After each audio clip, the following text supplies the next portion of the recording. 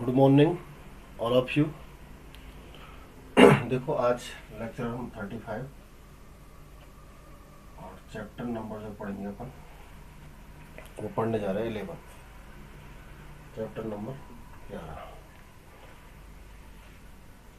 वायु मंडल में जल। चैप्टर है वायुमंडल में जल। ठीक है, ये चैप्टर पढ़ेंगे अपन।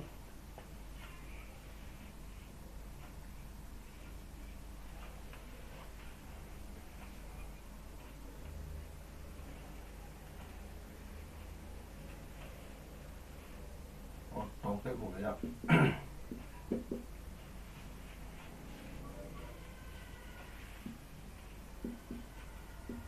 वायुमंडल में जल। वायुमंडल आपने पढ़ा था। वायुमंडल में क्या पढ़ा था आपने कि हमारे चारों ओर जो वायु का आवरण है, जो गैसों का आवरण है, उसे हम क्या बोलते हैं? वायुमंडल बोलते हैं। क्या बोलते हैं जी? वायुमंडल बोलते हैं। इस वायुमंडल में यदि जलवाष्प की मात्रा, यदि इस वायुमंडल में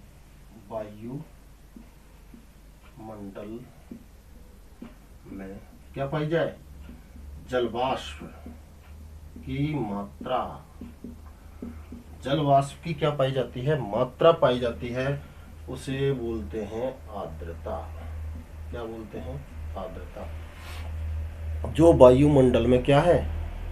जलवाष्प की जो मात्रा पाई जाती है उसे हम क्या बोलते हैं? आर्द्रता बोलते हैं। क्या बोलते हैं? आर्द्रता बोलते हैं। क्या बोलते हैं? आर्द्रता। आर्द्रता बोलते हैं। यह है आर्द्रता। यह है आर्द्रता। दो प्रकार की होती है। एक होती है निरपेक्ष आर्द्रता। निरपेक्ष आर्द्रता। और एक होती है सापेक्ष आर्द्रता। एक होती है निरपेक्ष आर्द्रता, एक होती है सापेक्ष आर्द्रता। क्या कहा? आर्द्रता किसे कहा? वायुमंडल में जलवाष्प की मात्रा को क्या कहते हैं? आर्द्रता कहते हैं। क्या कहते हैं जी? आर्द्रता। एक निरपेक्ष आर्द्रता होती है, एक सापेक्ष आर्द्रता होती है। एक निरपेक्ष आर्द्रता होती है, एक सापेक्ष आर्द्रता होती है। पहली है निरपेक्ष आर्द्रता। निरपेक्ष आर्द्रता किसे कहते हैं? वायुमंडल में जलवाष्प धारण करने की क्षमता को क्या बोला जाता है? निरपेक्ष आर्द्रता बोला जाता है। वायुमंडल में जो मौजूदा जलवाष्प है उसे क्या बोलते हैं? निरपेक्ष आर्द्रता बोलते हैं। कोई सी भी परिभाषा आपको धारण करने की क्षमता को क्या बोला जाता है? निरपेक्ष आर्द्रता। मौजूदा जलवाष्प है, उसकी जलवाष्प की जो मात्रा है उसे क्या बोलते हैं? निरपेक्ष आर्द्रता। जबकि सापेक्ष आर्द्रता में क्या होता है कि वायुमंडल में जो जलवाष्प की मात्रा है, वायुमंडल में जो जलवाष्प की मात्रा है वो उसी तापमान पर, उनसे पर जो तापमान है उसी तापमान पर वायु और जलवाष्प, कौन? वायु और जल वाष्प, वायु और जलवाष्प दोनों, वायु और जलवाष्प दोनों की जो क्या है? क्षमता होती है, उसका अनुपात क्या कहलाता है? सापेक्ष आर्द्रता कहलाता है। क्या कहलाता है? सापेक्ष आर्द्रता कहलाता है। क्या कहलाता है? सापेक्ष आर्द्रता। अगर जिस वायु क्या होता है? जिस वायु में या जिस तापमान में क्या होता है? वायु संतृप्त हो जाती है। क्या हो जाती है? वायु क्या हो जाती है? संतृप्त हो जाती है। उसे संतृप्त, जिस तापमान में वायु संतृप्त होती है उसे क्या कहते हैं? उसे उष्मांक कहते हैं। उष्मांक कहते हैं। क्या कहते हैं? उष्मांक कहते हैं। क्या कहते हैं? उष्मांक कहते हैं। यहां तक देखो आप क्या क्या चीज पढ़ी आपने? वायुमंडल में जल। तो वायुमंडल आप जानते हो हमारी पृथ्वी के चारों ओर की जो स्थिति है, जो गैसों का जो आवरण है, उसे क्या बोलते हैं अपन? वायुमंडल। अब क्या कह रहा है? जल। क्या कह रहा है ये? जल। तो जलवाष्प की जो मात्रा है, जलवाष्प की जो मात्रा है, इट मीन्स वायु में जो जल पाया जाता है, वो मात्रा को ही क्या बोलते हैं? आर्द्रता बोलते हैं। क्या बोलते हैं? आर्द्रता। क्या बोलते हैं? आर्द्रता बोलते हैं। ओके। आर्द्रता दो तरह की होती है, निरपेक्ष आर्द्रता और दूसरी सापेक्ष आर्द्रता।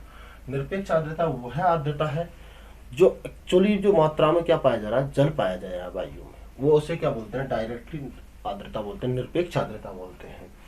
और सापेक्ष आर्द्रता वायु में जलवाष्प दोनों की जो क्षमता है उसका अनुपात जो होगा, क्या अनुपात है, उसे हम क्या बोलेंगे? सापेक्ष आर्द्रता।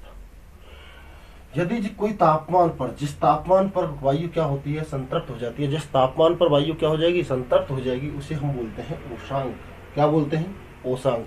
अभी देख लो, आप जाते हो सुबह पार्क वगैरह घूमने, तो वहां पर क्या है? घास पर बूंदे बूंदे दिखी, तो वो ओसी तो है, उन्हें ही बोलते हैं क्या? उष्णांक। तो तापमान इतना चाहिए जिससे वायु क्या हो जाए? संतृप्त हो जाती है, और वायु जिससे संतृप्त हो जाती है उसे ही हम क्या बोलते हैं? उष्णांक। क्लियर है यहाँ तक? आगे चलते हैं संघनन पर। कहाँ चलते हैं? आगे आता है संघनन। क्या आता है? संघनन। अब संघनन कब होता है? क्या स्थिति रहती है? अब देखो, ये हुआ संतृप्त हुआ। क्या हुआ? संतृप्त हुआ, उष्णांक, बूंद बन रही है। ऐसी ही प्रक्रिया क्या होगी? संघनन में होगी। कैसे? देखो, जब संतृप्त हवा तापमान कम होता है, इस कौन सी में? ये संतृप्त हवा है, संतृप्त हवा है। इसमें क्या होगा? तापमान कम होगा, और तापमान कम होने पर भाई ऑटोमेटिक बात है कि जब तापमान कम हो रहा है संतृप्त हवा में, तो वो क्या है? जलवाष्प को धारण करने की क्षमता खो बैठता है, जलवाष्प धारण करने की क्षमता को त्याग देता है। और जब जलवाष्प धारण करने की क्षमता त्याग दी जाती है, तब यह स्थिति हिमांक से ऊपर हो, हिमांक से ऊपर हो तो बादल, है ना? हिमांक से जब ऊपर पहुंच जाता है तो क्या स्थिति हो जाती है? बादल, कोहरा, ओस आदि में परिवर्तित हो जाता है। और हिमांक से जब नीचे होता है, हिमांक से नीचे होता है, नीचे, तो ओलावृष्टि आदि स्थिति पैदा हो जाती है। हाँ जी, हिमांक से नीचे पहुंच रहा है तो क्या हो रही है? ओलावृष्टि। क्या हो रही है? ओलावृष्टि। देख लो आप, देखो क्या पढ़ा था अपन ने? जिस तापमान में वायु संतृप्त हो जाती है उसे क्या बोलते हैं अपन? उष्णांक बोलते हैं। फिर आगे आई बात संघनन की, तो संघनन में क्या था?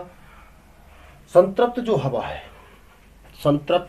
है उसमें तापमान जैसे ही कम होगा, टेम्परेचर जैसे ही गिरेगा, तो वो स्थिति क्या होगी? परावर्तित होगी। किस में हो जाती है वो? तरल, ठोस व गैसीय स्थिति परिवर्तित हुई। अब ये स्थिति परिवर्तित होती है दो चीजों पर। किस पर? हिमांक पर। किस पर? हिमांक पर।